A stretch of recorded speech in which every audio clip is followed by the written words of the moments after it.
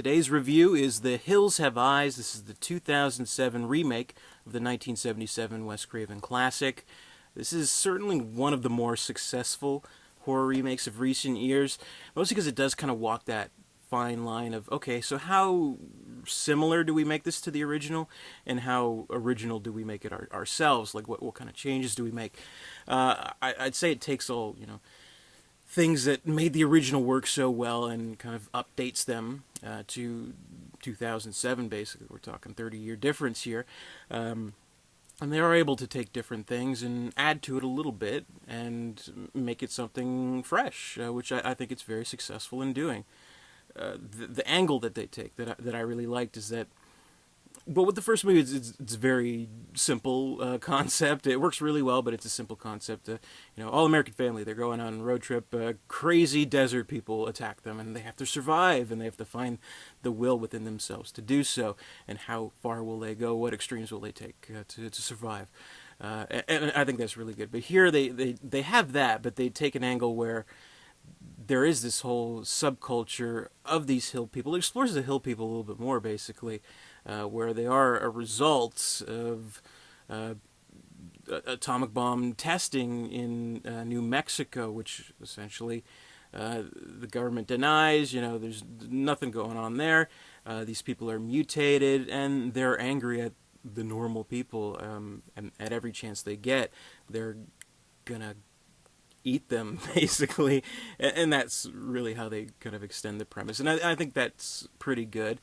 I think it gives a little more, I don't know, depth to the story, a little bit more kind of reasoning for why these people are here and what they're doing, why they're doing what they're doing, basically.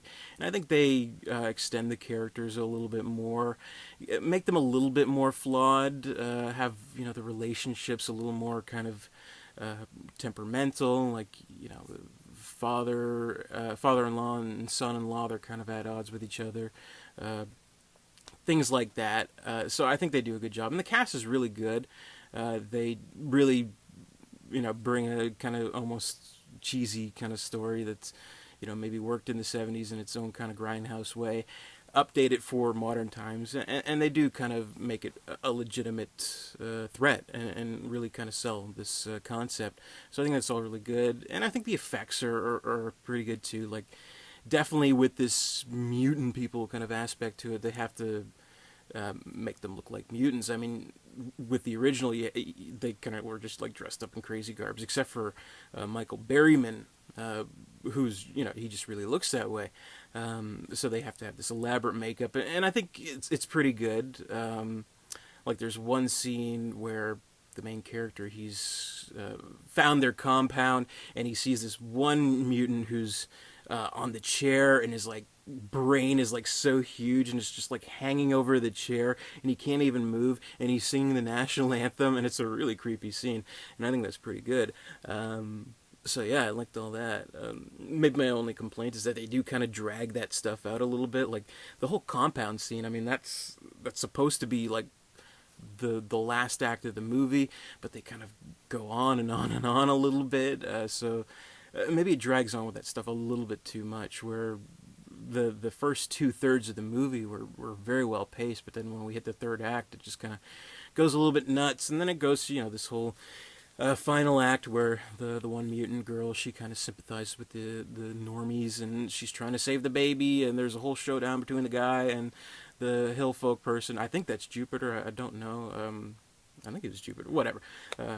It's hard to keep track of things in this one. There's so much kind of manic kind of stuff in this movie, but the huge triumphant music plays, and I don't know, it gets a little ridiculous in the last act of the movie. Where with the original, what I liked is they just kind of like, boom, cut to red, and that's it. It's like this guy's like pounding on the fucking with a rock. I think he's crushing the guy's head, and then they just cut to red, and I think that's pretty cool. So a lot of people would say that it's better than the original, that it's an improvement on it. I wouldn't necessarily go that far. I think even Wes Craven said it was better, because he produced it. He was somewhat involved. I did listen to the commentary. Like, he has a commentary track on this DVD with one of the producers. Peter Locke, who was actually an actor in the original movie, uh, and he, seemed pretty involved. Except he said he wasn't. He simply wasn't there during the production, but he was fairly involved. Had fair enough say in the production of the movie. So maybe it's just like lip service saying it was better, but I do prefer the 1977 original. I think it has its gritty kind of charm to it, where a movie like this, and what I mean a lot of people like about this type of thing, where they take a movie like Hills Have Eyes, they take a movie like Texas Chainsaw, where in the original in the 70s it's really kind of grimy looking and dirty and almost documentary like, but then they take that same kind of material and then spiff it up, with a modern kind of look. So it's an aesthetically pleasing type of movie with the content that's still the same, that's still outrageous and shocking and gory. So a lot of people really like that, but I'm still not really sure about that.